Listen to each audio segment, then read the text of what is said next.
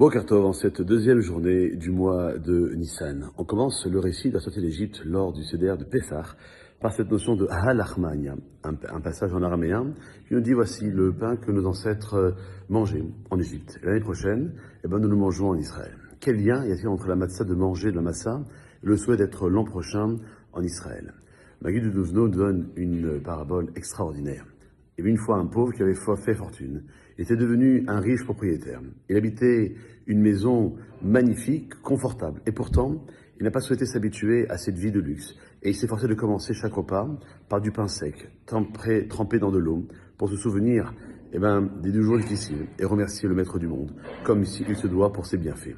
Malheureusement, la chance a tourné et il a perdu toute sa fortune. N'ayant pas le choix, il s'est tourné vers un vieil ami pour qu'il lui apporte son aide. Ce dernier l'a invité à manger et il lui a servi de délicieux plats. Fidèle à son habitude, notre homme a demandé une tranche de pain sec pour entamer son repas. Son ami s'est étonné de cette demande et lui dit que cette attitude avait un sens quand tu étais riche.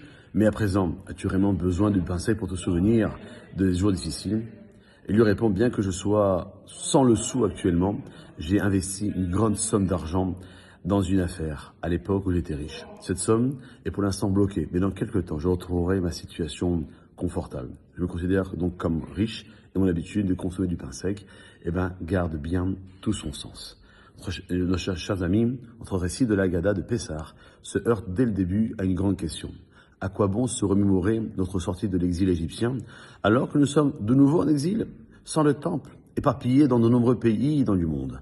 Et ce à quoi nous répondons, notre espoir du retour imminent en Israël, autour du 3e Beth Amikdash très rapidement, Amen Ken Yireh Ratzon, nous anime chaque jour et nous aide à nous considérer dès à présent comme riches et sortis de l'exil. Notre consommation du pain de misère, Halachmania, est donc bien liée au souhait d'être l'an prochain, c'est-à-dire cette année, à Yerushalayim. En tout cas, je l'espère, et j'espère aussi que vous l'espérez. Passez une bonne journée.